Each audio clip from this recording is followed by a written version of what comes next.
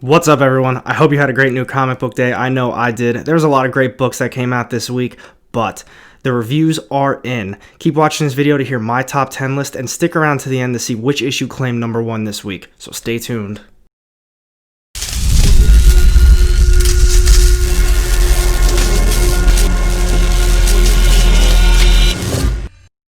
Welcome back, everyone. AR Comics here, and today I'm going over my top 10 list for New Comic Book Day. But before I get into this list, if you are new to the channel, I drop weekly comic book content, and if you want to join a community dedicated to comic books and raising awareness for mental health, then go ahead and hit that subscribe button down low and the little bell to get notified every time I drop new content. You won't regret it. And now, without further ado, let's get started on this top 10 list. So honestly, I thought this was a pretty great New Comic Book Day. I actually had a lot of trouble putting together this list. I wasn't sure which issues belonged where, but I think I got it right. The only issue I wasn't able to get was Family Tree. I'm pretty upset about it. I thought it was on my pull list. I guess maybe I forgot to add it to the December list. But either way, it's coming in the mail now. I'll get it eventually and I'll be able to tell you what I think about it. But for this list, coming in at number 10, we have Ice Cream Man, number 22. This is cover B. Honestly, I like this cover way more than the issue. I feel like I'm always going back and forth with this series. Maybe 2 weeks ago or 3 weeks ago, whenever that last issue came out, it was number 1. I thought it was one of the best issues I've read in any series in a very long time. And now a few weeks later, coming in dead last. I don't know what it was. I just really didn't enjoy it. It's the only issue this entire week that kind of had the holiday spirit. It was very focused on Christmas. But the whole issue is about a girl. She has a dilemma. And the whole issue is she's trying to figure out what the right thing is for her to do. The one thing I did really like about it, though, it's kind of based off an advent calendar, if any of you know what that is. So it went through the 25 days of Christmas. So each day she opened up this calendar and it had some creepy gift in it. And you kind of saw her lose herself a little bit throughout the issue. And I did think that was cool. It kind of had, I guess, a happier ending. If you read this, you kind of know what I'm talking about. But overall, I just really wasn't too pleased with it. I always have higher expectations for Ice Cream Man because I want it to be a creepy story, a weird story, because that's what I'm used to with this. And I just didn't really get those vibes from this one. So for those reasons, coming in at number 10. And next up, coming in at number 9, I'm sure a lot of you thought this was going to be number 10, but The Amazing Spider-Man number 54. This is the Last Remains tie-in. This is cover A, and I failed to mention it with the Ice Cream Man 22. That was cover B. But as far as this series goes, I didn't like any of the tie-ins. I didn't think they were that good, but this issue was not that bad. I really didn't like what they were doing with Sin Eater, how he's still trying to cleanse all of Spider-Man's friends. I was over it. I stopped caring. I just wanted to see Kindred and that whole battle and whatever was going on. But I think they did a decent job with this issue. They wrapped it all up nicely. Sin Eater's still there. He's still trying to cleanse them all of their sins. But now they're all kind of together in the same area. So Sin Eater's doing his thing with Miles Morales and Spider-Woman and whoever else is in that group right now. But then we have Norman Osborn there with Mary Jane, and they're watching everything go down. And Kindred's there with Spider-Man watching the same thing. So everyone's in the same vicinity. They're kind of waiting to see what happens. And I'm really looking forward to The Amazing Spider-Man 55. I think it's going to be a big issue, and plus that is one of the nicest covers I have seen in a very long time. But like I said, as far as this issue goes, I thought it was pretty good. It wrapped up the tie-in series nicely, so for those reasons, it didn't hit number 10, but coming in at number 9. And now, coming in at number 8, we've got Philadelphia, number 11. This is cover A, and I really like this issue. I thought it was very well done, but it was a little bit more on the slow side, but they developed the plot very well in this issue. We got to see the 3 different groups plotting and doing whatever they have to do. So we've got Jupiter and John Adams' wife. They're with the vampires, and they're trying to figure out what their next move is going to be. Now we've got James, his girlfriend, and his dad, and they're figuring out the same thing. What's the vampires' next move? What are they going to do? How can we stop them and save the city of Philadelphia? But then James's best friend Tevin is off in heaven or hell or wherever the dead vampires are going, and he's trying to recruit John Adams back to life. And he's like, you know, if we bring you back, wouldn't you want to fix things? Wouldn't you want to be better and help these people and not try to kill everybody? So he's down for that. So it was, like I said, a little bit more on the slower side, very plot driven though, and that's a good thing. This next issue, in my opinion, is going to be huge. So overall, I do really like this series. I think it's very well done. The artwork is growing on me. It's not my favorite style, but it's still a very cool series. Make sure you check out Philadelphia. And now we've got, coming in at number 7, The Scumbag, number 3. This is cover A, and I'm loving everything about this series. I love the story, and I love how well done it is. But I think the one thing that I'm really enjoying about it is I'm reading all these issues every single week. It's dark, it's serious, there's monsters, there's blood, and then you have this, a nice comedic relief. While they're trying to make a serious tone and story, you have Ernie, who's literally a scumbag. He does everything for drugs and money, and you have this organization that needs him to be the superhero that he is because he has this formula injected in him. And the whole time he's just thinking, well, I'll do this for you if you can get me drugs or alcohol or women or cars or whatever he wants. And they have to give in to him because he's the only one with these superpowers. And this one was no different. Same thing. They're trying to get him to save the city, and while he kind of does, he still manages to kill a few people, but it's all people he thought were just scumbags to him, and it's hilarious. I'm loving everything about it. We got to see a little bit more about that organization that he's a part of, and I'm really looking forward to how they develop this series. This is something you need to be reading. Make sure you're checking out the Scumbag. And now we've got coming in at number 6, Something is Killing the Children, number 13. This is cover A. Honestly, as much as I love this series, I thought this was a pretty slow issue and kind of more on the boring side. It picks up right where the last issue left off. House Slaughter is now in this little hometown. They're killing monsters, they're trying to kill people, and they are doing whatever they want. I like that about this, but honestly, nothing happened. We just saw a little bit of here and a little bit of there, and nothing really developed.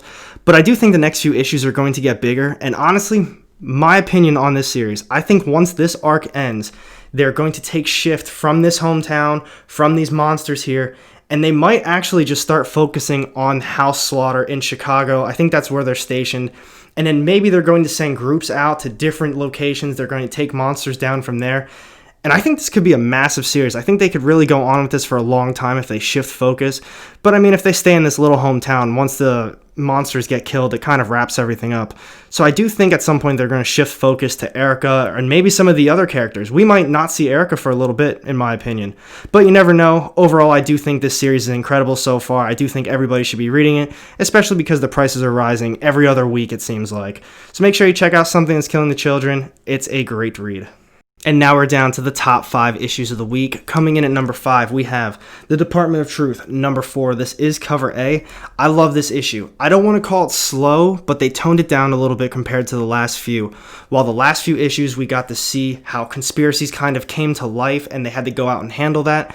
This one toned it down, and I really liked it because we had the main character, Cole. He's talking to Lee Harvey Oswald, and Lee is kind of explaining everything about the Department of Truth, why they do things, how they happen, and what their main purpose is. It's not really to shut down a conspiracy, but how they can stop that conspiracy, which leads to this, which leads to that. And I really liked what they did. But it wasn't just that. At the same time, they were watching these screens about these 2 other guys, and he's trying to explain to his friend how he has proof that there's all these people out there that are trying to change history, how conspiracies can come true, and they're monitoring this as they're explaining everything to us. And I thought that was so cool. Things happen eventually from there, and Cole has to make a big decision at the end of the issue. This is something else, in my opinion, that everybody needs to be reading. I'm loving the Department of Truth, and I think that they can go on with this series for a while. I do think it's going to get a lot more expensive as time goes on, and now some of these issues just get bigger and bigger. But I'm loving this series. Definitely one of my favorites right now. Check it out. Up next, coming in at number 4, we have CSRS number 2. This was not a series I was anticipating on liking so much. If you can recall from the last video on my upcoming releases, I hit CSRS and I was thinking, I don't know if I'm going to get this. I have the first issue, but I haven't read it yet, so I might skip out on it. There were so many comments just strictly speaking about CSRS. You need to get this. You need to read this. You're going to love it. And thank you, everyone. You were absolutely right. This issue 2 is incredible, and I love the first one as well. So this one picks up right where the last one left off. They're out in the middle sea. They're still trying to figure out how to get this gold. We see some of the characters. They're interacting. We're not really learning a whole lot about each and every one of them just yet. But whatever that monster is, I think it's a mermaid. She is making her presence more known, and some weird things are just happening to this crew. A couple of them disappear, and then the main character, I'm pretty sure his name is Nick. He's having these weird dreams or flashbacks. And I think she's probably a cause of it too. I'm loving this. If you were on the fence about this series, just give it a shot. The artwork is great. It's definitely on the darker side, which is kind of meh to me. I like more colorful stuff that pops, but it goes so well with the tone. It's dark, it's gloomy, they're out in the sea, they're going to the bottom of the ocean. It's gotta be dark, and they did a great job with this. Make sure you pick up CSROs, you won't regret it. And now we've got coming in at number 3, Undiscovered Country, number 11. This is cover A, and man, this was an issue. I loved everything about it. Honestly, I think the arc itself has been a little bit more on the slower side, but it's been complete buildup, and the payoff was totally worth it. So this whole time, they're trying to say the Unity Zone is the best. It's perfect at this. It's created this. No other zone compares. But in the last issue, we got to see how screwed up things kind of were, but we didn't really know anything about what was going on. This one went full force. We got to see how bad things actually are in this zone, and maybe Destiny Man really isn't that bad of a guy. Who knows? I'm sure he probably is, though. But in this issue, we got to see Dr. Jane right in the beginning, and she's basically created a hive mind that just captures everybody's minds, and that's how they power the zone. That's how they're able to do all of these different things. I don't want to ruin it for everybody because this was a complete badass issue, and it was action-packed and crazy the entire time, so you got to read it for yourself. But this is one of the better issues I've read for Undiscovered Country in a very long time. Make sure you're reading this. It was optioned. It's so good.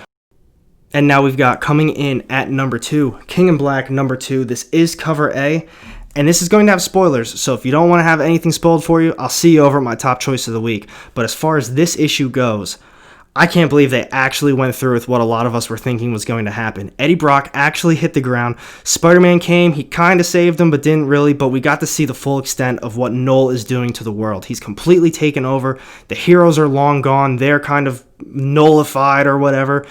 But now we just see the heroes not really knowing what's going on. They don't have a plan. Everyone else is out trying to figure something out. Blade's with Dracula. Namor's getting his old people. But then we got to see it. Dylan finally showcases powers. He tried to save his dad. It didn't really work out in his favor. But everyone's now looking at Dylan like, yo, you've got powers. I think you're going to be the key. I think this issue just kind of confirmed a lot of people's speculation on Dylan is going to be maybe the next big thing. Who knows? I'm personally investing in Venom number 9. I've thought Dylan was going to be a big guy. I've been talking about him in a lot of my spec videos, and I do think this confirmed it. But this issue, absolutely incredible. It was pretty hard not picking it as my number 1 choice of the week, but it came in at number 2. And now we have coming in at number 1, my top choice of the week, we have Gideon Falls, number 27. This is cover A, and this is a monster 80-page issue.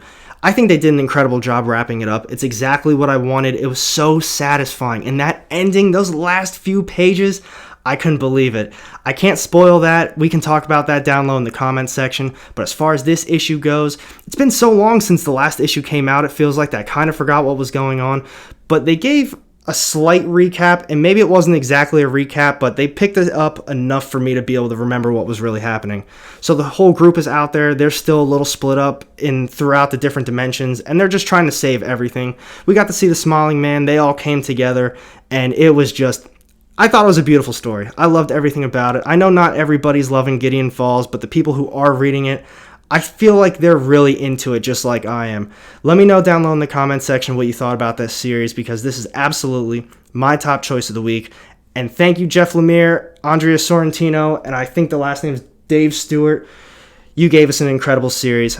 I loved every bit of it. So what do you guys think? Overall, I thought this was an incredible new comic book day. I loved all of those issues, and Gideon Falls was just a perfect ending. I loved everything about it. But thank you for watching my video. If you did enjoy it, make sure you hit that thumbs up button. And if you don't want to miss out on any of my upcoming content, hit that subscribe button down low and the little bell to get notified every time I drop new content. You won't regret it. And I've got 2 more videos sitting off to the side here with more of my comic book content. Click on one of those and I'll see you in the next one. Have a good day.